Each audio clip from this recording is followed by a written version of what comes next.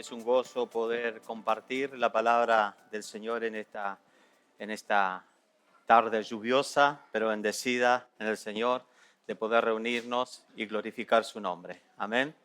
Vamos a abrir nuestras Biblias en el libro de Hechos, capítulo 10, un hermoso pasaje que Dios quiera que el Señor nos hable a nuestro corazón, a nuestra alma.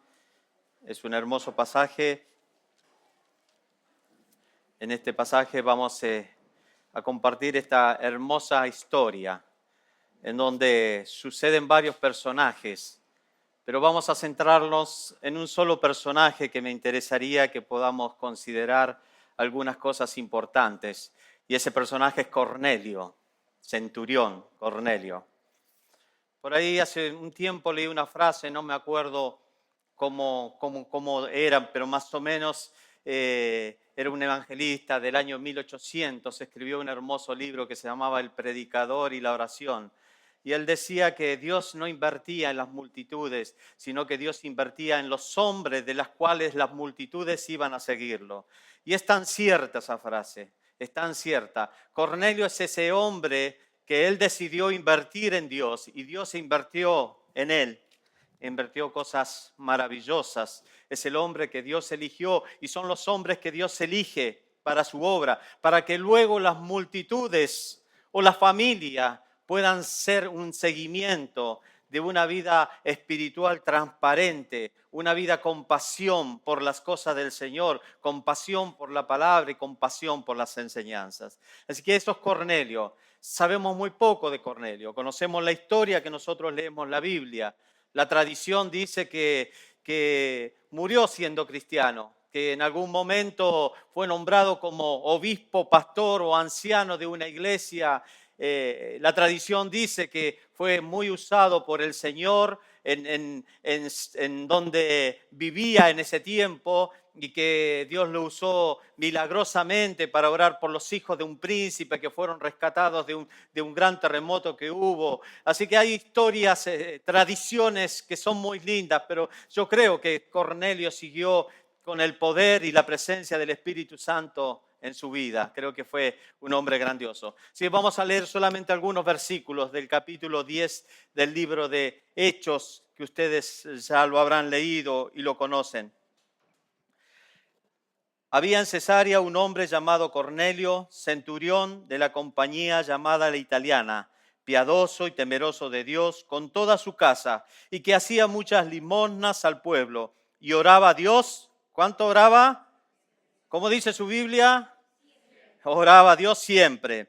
Este vio claramente en una visión como la hora novena del día, que un ángel de Dios entraba donde él estaba y le decía, Cornelio.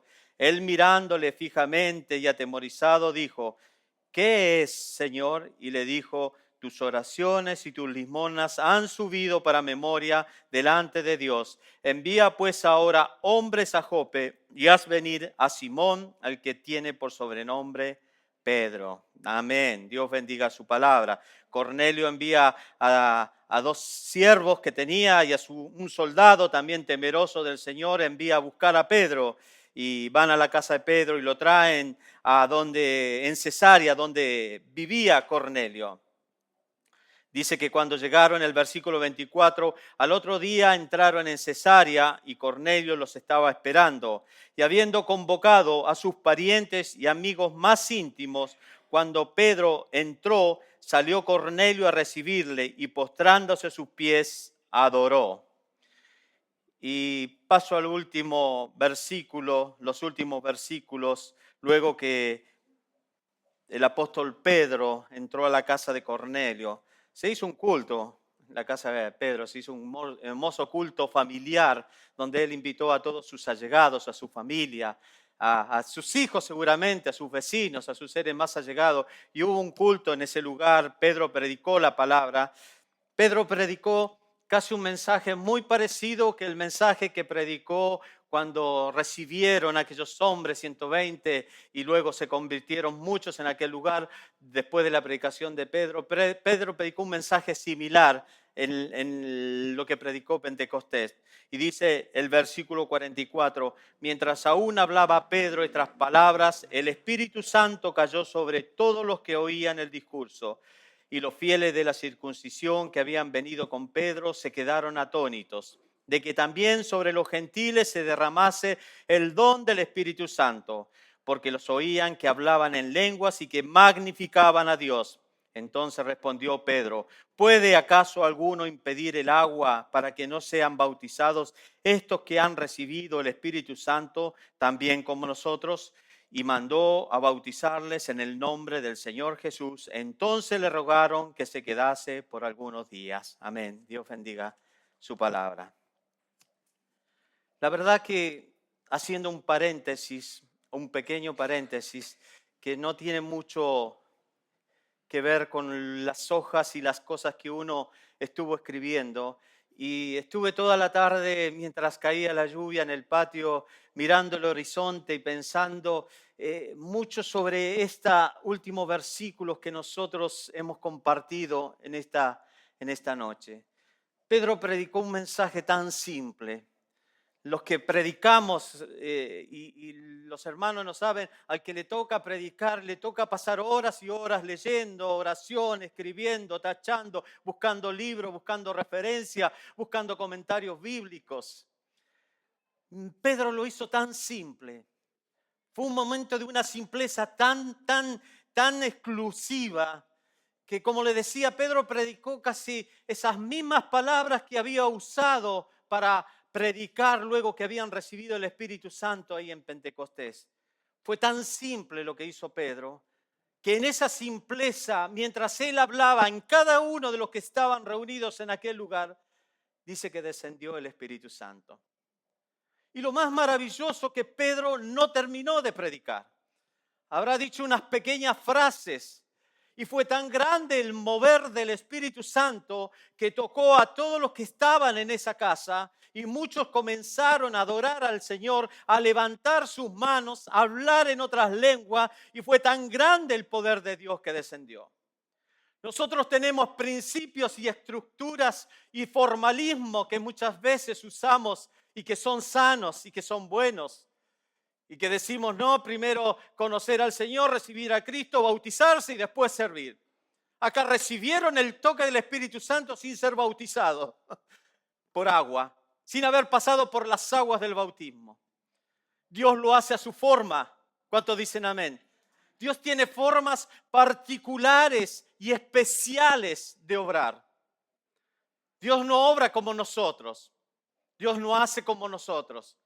Por eso debemos tener siempre la claridad de que Dios puede hacer cosas grandes y maravillosas.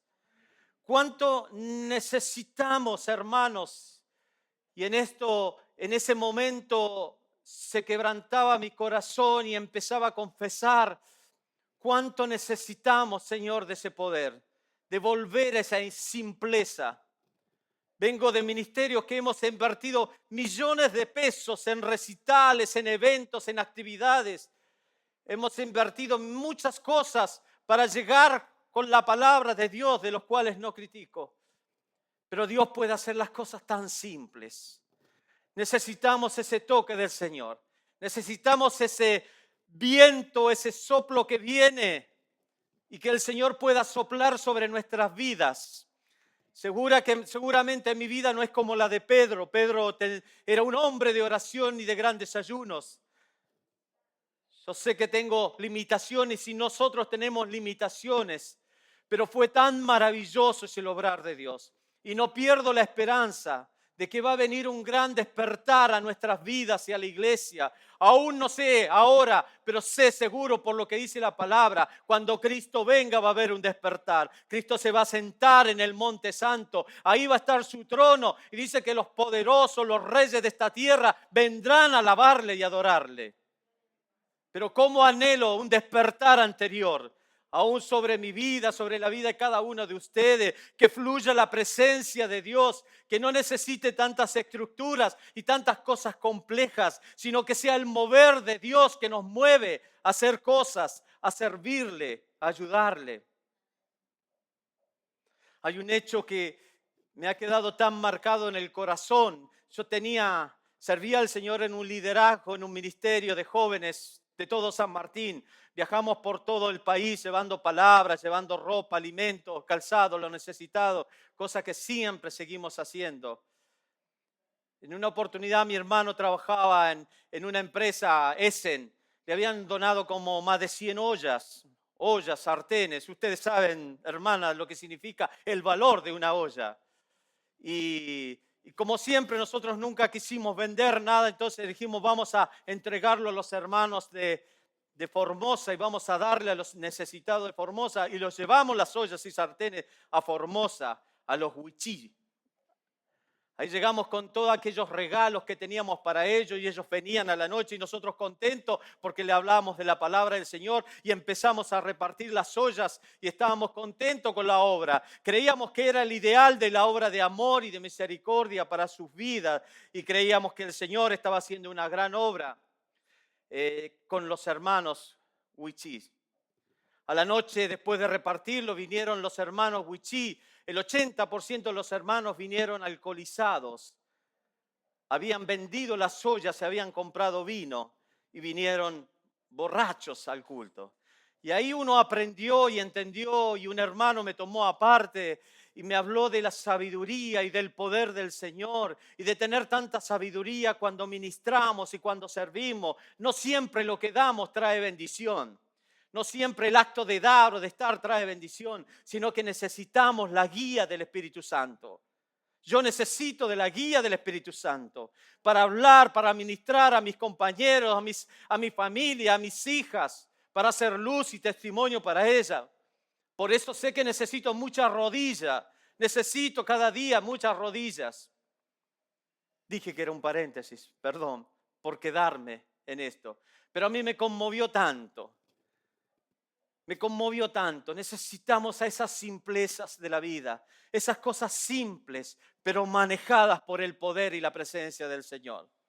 Manejadas por el poder de Dios. Dios puede hacer cosas grandes en mí, en vos, en ti, en cada uno de nosotros.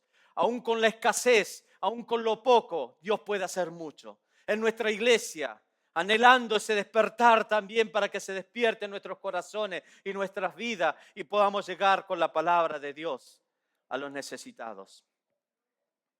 ¿Qué puedo decir de Cornelio? Para mí es un personaje maravilloso, es un personaje grandioso porque tiene un pasado y una historia a veces difíciles de entender para nosotros. Si yo tuviera que definir a Cornelio, lo definiría como un día se definió a sí mismo el salmista en el Salmo 42. ¿Quién se acuerda del Salmo 42? ¿Quién se acuerda?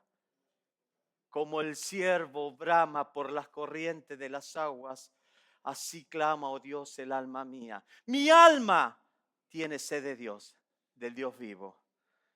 Y sigue más adelante, cuando vendré y me presentaré delante de Dios, mientras mis enemigos me preguntan todos los días, ¿dónde está tu Dios? Yo creo que podría definir a Cornelio como se definía a sí mismo David.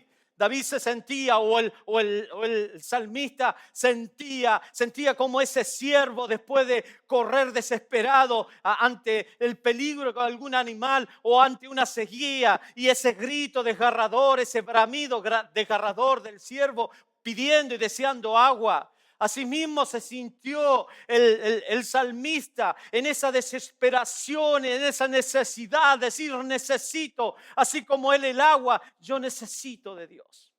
Yo necesito de Dios. Aunque me preguntan dónde está tu Dios, la cosa más tremenda que nos sucede a nosotros no es si Dios está o no está, no existe, sino que lo más terrible y la carga más grande que he tenido en toda mi vida ha sido que muchas veces me he sentido, a veces, y creo que a veces coincido con Job, a veces pareciera que Dios nos abandona y nos deja, pero Él está ahí. Yo lo veo a Cornelio como este siervo, como declara el salmista, con sed de Dios. Cornelio era un hombre que tenía sed de Dios. Estos días leía un libro de un filósofo muy conocido, es un libro maravilloso, y que él dice: no es pues la necesidad racional, sino la angustia vital, Unamuno se llama el filósofo, lo que nos lleva a creer en Dios. Y creer en Dios es ante todo y sobre todo, y he de repetirlo, es sentir hambre de Dios, hambre de divinidad, el sentir su ausencia y vacío, y querer que Dios existe.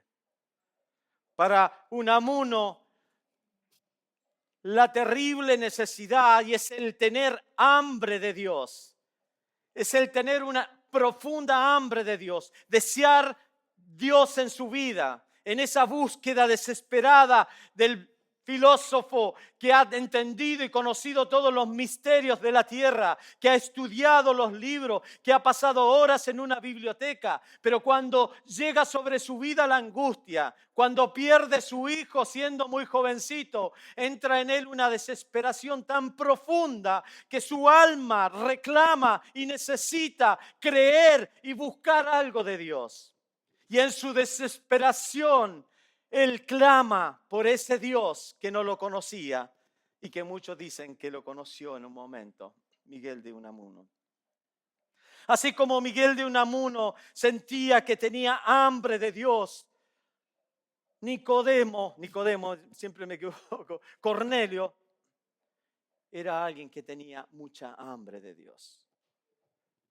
Tenía mucha necesidad de Dios sobre su vida. Necesitaba a Dios. ¿Qué podemos contar de Cornelio? Era un soldado romano, era el capitán de un ejército romano. Él estaba a cargo de 100 soldados. Era un hombre de prestigio, era un hombre importante, era un hombre reconocido. Cuando caminaba en las plazas lo reconocían. Era un hombre de gran prestancia. Había sido formado toda su vida en el ejército. Era respetado. Tenía la economía estable en su vida. No tenía que correr a comprar o buscar precios. Era un hombre que tenía todo resuelto. Y sobre todas las cosas en su vida estaba el poder de pertenecer al ejército romano. El centurión es la persona que pertenece al ejército romano y es la columna vertebral del ejército romano. Era tan importante él. Viene de una nación romana, de los cuales los romanos tienen infinidad de dioses. Muchos de esos dioses lo adoptaron de los pueblos que ellos conquistaban. Y tenían muchos dioses griegos. Y se levantaron templos de adoración a los dioses griegos. Zeus, Artemisa, Apolo. Donde el Dios que más se acomodaba a sus necesidades iban a rendirle algún culto especial. Gran parte de los ciudadanos romanos no solamente tenían sus templos donde iban a adorar, sino que también tenían sus propios altares dentro de su casa. Constantemente cambiaban sus dioses porque tenían ese derecho. El imperio se los permitía. Luego, años después, vino la adoración al emperador. Pero ellos tenían su altar y su adoración en aquel lugar. Cornelio no necesitaba hacerse cristiano. No necesitaba nada nuevo. Tenía su vida resuelta, tranquila. Pero creo que era un hombre que necesitaba de Dios, que sentía un vacío existencial tan profundo en su vida. Había un vacío en lo profundo de su alma, que con nada lo podía llenar. Y se interesó por el Dios de los judíos. Se interesó por Jehová de los ejércitos. El interés que tuvo fue muy particular y muy especial. No era un prosélito. Seguramente habremos escuchado esas palabras, prosélito. Prosélito es aquel que se interesa por la vida y por la religión judía y se hacen judíos. Se hacen judíos. Cumplen todos los reglamentos y los hombres se circuncidan y comienzan a ser prosélitos. Y son judíos, se hacen judíos. Cornelio no era prosélito porque seguía con su cultura romana, todo eso, pero se interesó por Jehová de los ejércitos. Simpatizaba con los judíos. Seguía siendo el romano. Ellos tenían esa particularidad. Pero algunas cosas especiales nosotros entendemos al leer la escritura de lo que fue Cornelio. Dice la palabra de Dios que Cornelio era temeroso y piadoso. Cornelio era temeroso y piadoso de parte de Dios. Tenía un temor tan grande del Señor. Llegó a conocer tantas cosas del Señor. Yo creo que habrá ido muchas veces a la sinagoga a interiorizarse sobre la religión judía, a interiorizarse sobre Dios y sobre Jehová de los ejércitos. Habrá leído, habrá preguntado a algunos judíos conocidos que él tenía quién era este Jehová de los ejércitos. Había un hambre tan grande, un hombre con hambre de Dios. Tiene piedad y tiene misericordia y temor delante del Señor. Vive en temor delante del Señor. Un hombre con hambre de Dios tiene esa particularidad especial, que todo lo que hace quiere agradar a Dios. Aún así cuando no lo conozca. Que cada paso que da en la vida piensa si esto le agradará a Dios. Hubo un libro de los primeros libros que leí siendo adolescente que se llamaba ¿Qué hubiera hecho Cristo en mi lugar? Capaz que los hermanos más antiguos lo conocieron. Y un hermano donde moldeó su vida, el que escribió el libro, moldeó su vida a raíz de ese libro. Y cada cosa que él iba a emprender o hacer se preguntaba ¿qué hubiera hecho Cristo en mi lugar?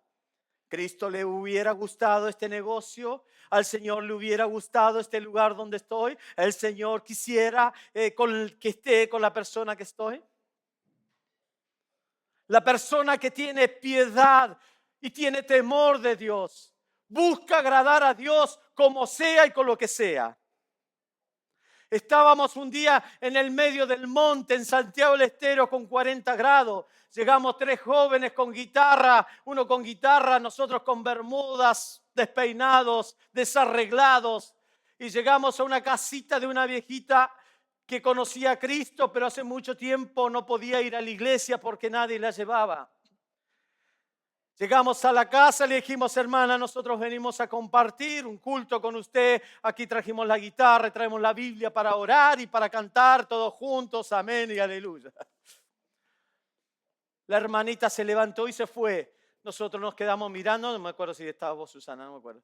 La hermana, nosotros nos quedamos mirando y dijimos, se habrá enojado, le habremos dicho algo que no le gustó. Y cuando estábamos por irnos, vemos que ella viene. Se había ido a peinar, a bañar, a cambiar de ropa, porque ella decía, yo para estar delante de la presencia del Señor tengo que estar bien, peinada, arreglada. A nosotros nos conmovió tanto eso. Hacemos las cosas con tanta costumbre, con tanta liviandad. Nos hemos acostumbrado a ciertas formas. Perdón, hermanos, si a veces choca con nuestras cosas, pero con tanto temor ella quiso adorar al Señor y que creía ella que físicamente, después le explicamos que también importa lo que está dentro del corazón, tenía que estar bien delante del Señor. El hombre y la mujer con hambre de Dios, todo lo que hace, lo hace para agradar al Señor. Su vida es un constante agradar al Señor, en nuestro vivir, en nuestro caminar, en las decisiones importantes que tomamos en la vida. Por eso es tan fundamental, hermanos, cuando pedimos algo y cuando deseamos algo, es orar para que la gloria de Dios desciende y Dios te dé lo mejor. Con Susana nos conocimos de grande, 30 y algo, ¿no, Susana? Nos casamos. Ella cuando era niña con su padre alcohólico, le pedía a Dios quería ser feliz en su oración y formar un matrimonio y que ella pueda ser feliz y no pueda tener la tristeza como tenía en su hogar con su padre alcohólico. Y yo, siendo jovencito, oraba por mi esposa y clamaba al Señor por mi esposa. Ya de grande nos conocimos con Susana, pero deseábamos agradar a Dios en las decisiones que estábamos tomando. Y fueron las mejores decisiones que hemos tomado en nuestra vida. Y podemos confesar que hemos sido felices delante del Señor. Y somos felices delante de su presencia. Hemos tenido adversidades, pero en todo deseamos agradar al Señor. El hombre que tiene hambre de Dios desea agradar a Dios. Otra de las particularidades que tenía el centurión Cornelio, dice la palabra, que oraba siempre. Que oraba siempre. La oración, hermanos, es fundamental. ¿Quién le enseñó a Cornelio a orar? ¿Quién le dijo cómo podía orar? Si su formalismo, sus ritos paganos los llevaban a hacer sacrificios, a aprender algunas cosas raras. ¿Quién le dijo cómo había que orar? Aquí en este pasaje vemos que Cornelio tiene una visión y un ángel viene y le trae una palabra. Dice que Cornelio estaba en la hora 9. Esto es muy significativo, hermanos. El judío es muy importante. Yo siempre digo, por eso es tan fundamental cuando los apóstoles le dijeron a Jesús, enséñanos a orar. El judío tiene por costumbre la oración, por formalismo la oración. Son de orar mucho, de tener tiempos de oración.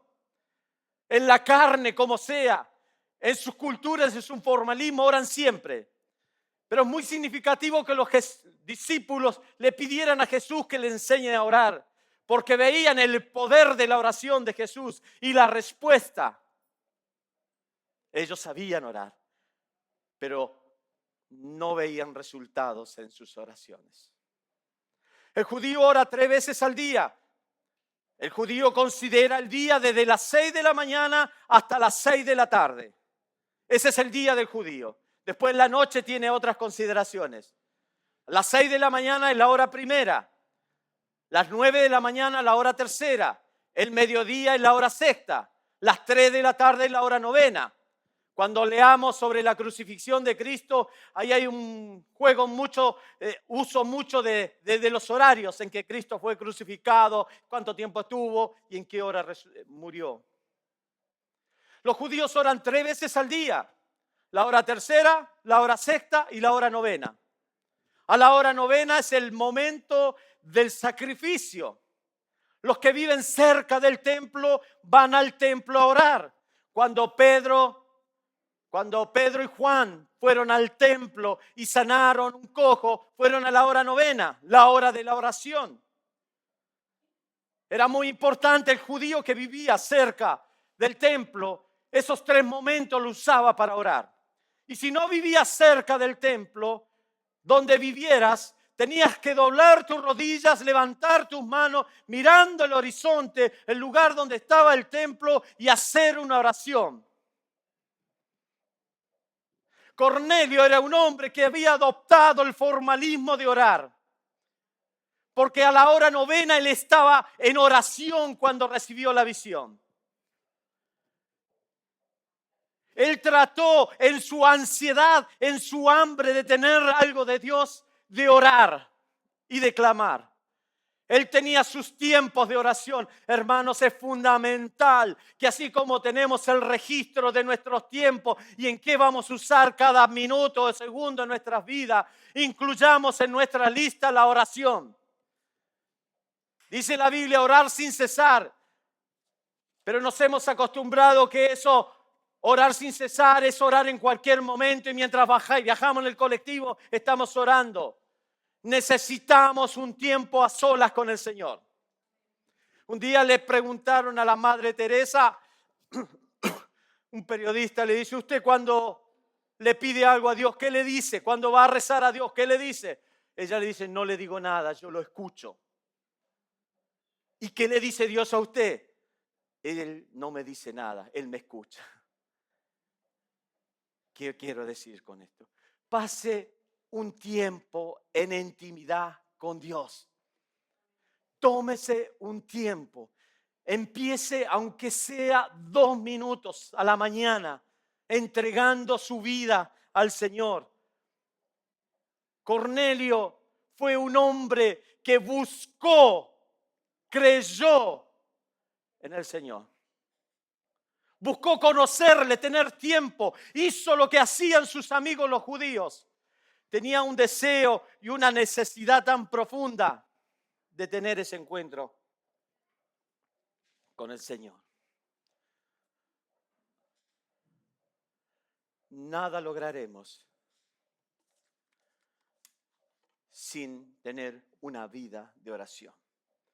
¿Por qué tantos fracasos, tantas frustraciones, tantas derrotas? Lo primero que preguntamos cuando nos toca ministrar a alguien, ¿cómo está tu vida de oración? Lo primero que preguntamos, ¿cómo está tu vida de adoración delante del Señor? ¿Cómo están tus tiempos con el Señor? Y la mayoría de la respuesta es decir, hace mucho que no oro, hace mucho que no leo la Biblia y hace mucho que no estoy en comunión con el Señor. Eso es caótico. Si queremos este poder del Señor, necesitamos como iglesia orar y entrar en batalla, en oración con el Señor. Para no extenderme tanto y dar muchos ejemplos. Otra de las cosas maravillosas de Cornelio, que tenía muchos deseos de compartir lo que vivía con los suyos, con su familia. He escuchado que algunas cosas en Estados Unidos que decían que la peor tragedia que ha sucedido en Estados Unidos es que sacaron la Biblia o Cristo de las escuelas. Yo creo que la peor tragedia que nos está sucediendo es que sacamos al Señor de nuestras casas, de nuestras familias. Hemos sacado a Dios de nuestras vidas y el gran problema y la gran crisis que vivimos es que Cristo no está dentro de nuestro ámbito, de nuestra casa, de nuestra familia. Mi abuelo era un líder de la iglesia, un hombre de mucha actividad dentro de la iglesia. Un día le dijeron a mi papá, qué simpático que es su abuelo, qué simpático que es tu papá, qué hombre de Dios. Mi papá daba tanta tristeza, porque mi abuelo era una cosa entre los amigos en la iglesia, pero otra cosa muy distinta de puertas para adentro. La gran tragedia que veo en estos tiempos, de muchos casos que conozco, de crisis profundas dentro de puertas para adentro, de sonrisas, de chistes, de muchas cosas hermosas dentro de una iglesia. Pero las crisis nos están golpeando la puerta de nuestra casa y van entrando por el lugar donde menos esperamos, donde falta la gloria y la presencia de Dios en nuestras casas.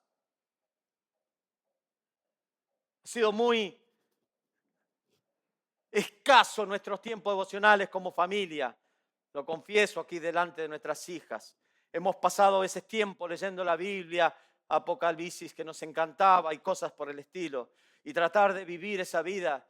Porque es tan frustrante que tu hijo te escuche hablar y predicar y que digas una cosa y vivas otra cosa dentro de tu casa. Hemos conocido casos tremendos, hermanos, donde le hemos abierto la puerta al enemigo y se han perdido nuestros hijos, nuestros nietos, nuestros parientes, nuestros seres queridos, aquellos hombres y mujeres que podían ser ese instrumento maravilloso en las manos del Señor, se ha ido perdiendo, porque hemos perdido esa pasión por el Señor dentro de nuestras casas. Hemos perdido ese cántico que cantábamos en nuestras casas. Hemos dejado de escuchar esa música cristiana que antes escuchábamos. Hemos dejado de leer la Biblia. Nuestros hijos no nos ven doblar nuestras rodillas, orar y depender del Señor. Lo primero que hacemos ante una crisis es agarrar un celular, comentarle o compartirle a alguien lo que me pasa. No digo que no hay que hacerlo, pero lo primero que deben ver en nosotros es esa actitud de adoración, de búsqueda y dependencia del Señor. En Él tenemos la salida, en Él tenemos la bendición. Yo les hablo no de una cuna de oro, porque me ha tocado pasar crisis de pérdida muchas, de derrotas muchas. Pero hay un solo camino que entiendo del verdadero gozo y la verdadera felicidad, cuando el altar de nuestra casa es el Señor Jesucristo. Cuando el altar de nuestra casa es la adoración y adorar al Dios Todopoderoso. Cornelio decidió hacer una reunión familiar. Él no se iba a guardar para él solo. El evangelista que iba a venir a predicar no iba a ser para él. No pensó en otro que en su propio entorno y en su propia familia. El hombre que tiene hambre de Dios quiere empapar de Dios todo lo que encuentra. Quiere llenar de Dios en cada lugar donde está. Solo piensa en Dios, solo ora en Dios, solo habla de Dios. El hombre que tiene hambre de Dios es eso. Le da una vuelta al mundo, ese mundo que lo ha llevado a la frustración y al fracaso, y se ha abrazado a la presencia del Señor. Necesitamos volver a ese tiempo donde nuestra casa era nuestra casa de adoración. Podemos empezar de ahora. Podemos tener ese altar, ese lugar de encuentro con el Señor. No te asustes por lo que has perdido. El Señor puede hacer el milagro. Puede traer lo que se ha perdido. El Señor puede ir a rescatar lo que se ha perdido. Nosotros somos 7 hermanos. Un hermano está yendo a la iglesia, el resto está apartado. Siempre con mamá nos acordamos y oramos por cada uno de mis hermanos, porque creemos que un día volverán al Señor. Volverán. Hermanos, para los tiempos que vienen, necesitamos empaparnos de la presencia de Dios, ser apasionados con el Señor, llenarnos de su presencia. Cuando esto sucede, el Espíritu de Dios viene sobre nuestras vidas, sobre nuestras casas, sobre nuestra familia, sobre nuestra descendencia. Y nuestras descendencias tendrán la bendición del obrar del Señor. Necesitamos. Dice que Billy Graham está visitando en Inglaterra un seminario, un lugar de estudios. Había un pequeño rincón donde había una silla y había una placa.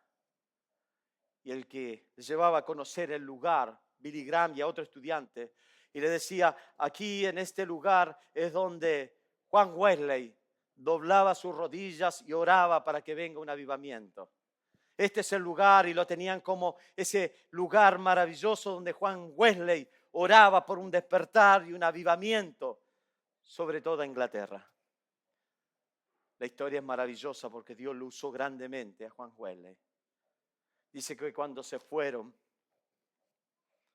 empezó el maestro a buscar a los alumnos y faltaba Billy Graham. Y dice que Billy Graham estaba en aquel lugar y decía, Señor, hazlo como lo hiciste una vez con Wesley. Trae nuevamente ese despertar sobre nuestras vidas. Señor, hazlo como lo hiciste en otras oportunidades. Despierta sobre nuestras vidas esa pasión. Yo cuando me convertí a Cristo, hermanos, a mi edad de 15 años, tenía un deseo de leer la Biblia. Yo creo que en pocos meses me leí toda la Biblia. Corrí a leer la Biblia. Tenía un montón de libros, le sacaba a papá y leía porque quería conocer mucho más al Señor. He conocido personas que han pasado horas y horas orando, ese despertar tan maravilloso. He pasado por casas de hermanos que se escuchaba a todo lo que da, no digo que hay que poner fuerte, pero esos antiguos himnos que ya los jóvenes nos sacan corriendo, esos antiguos himnos de la gloria de Dios, pentecostales, de Anacondia, ¿Qué ha pasado con esos tiempos? ¿Qué ha pasado con esas pasiones que teníamos? Dios quiera que pueda volver a renacer, que Dios pueda hacerlo como lo hizo en alguna oportunidad y pueda traer ese despertar a nuestras vidas. ¿Cómo se logra esto? ¿Cómo puedo lograr que un hombre y un joven tenga hambre y sed de Dios? Es llenando ese vacío de la presencia del Señor. Llenando ese vacío de la presencia del Señor. Blas Pascal dijo algo muy interesante, el científico Pascal, que lo hemos repetido y creo que muchos los he escuchado, que Dios creó al hombre con un vacío en el corazón. Y muchas veces ese vacío es lleno de aventuras, de desafíos.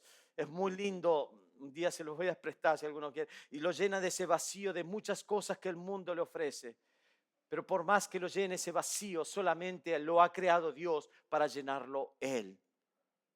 Cuando Dios llena ese vacío, viene la bendición de Dios y el sentir de la presencia del Señor que estamos en el camino correcto. Dios quiera que esos hombres, mujeres con hambre de Dios puedan resurgir en estos tiempos, puedan levantarse en esos tiempos y puedan decir: de ahora en adelante, anoto mi libreta, voy a tener ese tiempo a solas con el Señor, voy a tener ese encuentro con el Señor, voy a buscarle con pasión como lo busqué en ese momento. Dios quiera que en este tiempo puedan levantarse, y si eso surge en muchos de nosotros, creo con seguridad que aquello que sucedió con Cornelio y toda su familia sucederá con nosotros. El Espíritu de Dios vendrá sobre nuestra vida, sobre nuestra casa, sobre nuestra economía, sobre nuestros hijos, sobre nuestros nietos y sobre todas nuestras generaciones. Oramos. Padre Santo que estás en los cielos. Señor, aquí hay hermanos maravillosos que están en grandes batallas y luchas espirituales, Señor. Grandes derrotas y situaciones difíciles. En el nombre de Jesús, Señor, te ruego que tú los levantes, que los llenes de tu presencia, que los llenes de tu Espíritu Santo. Padre Celestial, obra con poder sobre nosotros, sobre nuestros hijos, sobre nuestras familias. Perdona haber sacado a Dios de nuestras casas. Perdona haber bajado ese altar que te pertenecía a ti, Señor, y haber puesto un altar a cosas terrenales. Perdona habernos equivocado. Perdona de no haber sido ejemplo. En el nombre de Jesús, Señor, te pedimos perdón. Ahora rogamos por los que se han perdido. Rogamos por nuestros hijos, por nuestra familia, por nuestros nietos. Tráelo a tu presencia. Oramos, Señor, para que una pasión por ti, Señor, se pueda encender. Ese fuego se pueda encender en nuestras vidas, en nuestras casas, en nuestras familias. En el nombre de Jesús puedan ver esa diferencia cuando tú, Señor, traigas ese despertar en nuestras vidas. Despierta, Señor. Un día, Señor, dice la palabra que tú despertaste el espíritu de Josué, de Zorobabel, porque ellos habían pensado en sí mismos y se habían olvidado de ti. Señor, hazlo como lo hiciste con ellos. Despierta los espíritus adormecidos en esta noche. Despierta los que se han adormecido, aquellos que tú le entregaste un don, le entregaste un talento, le entregaste bendiciones. Despierta los que se acuerden de ti, Señor. Que se acuerden, Señor, de la adoración. Que se acuerden, Señor, del altar que tú te mereces. Y puedan, Señor, ser bendecidos. Gracias, Señor, por tu palabra. Y gracias por este tiempo de adoración. Te adoramos en el nombre de Jesús. Amén. Amén. Dios los bendiga, hermanos. Gracias.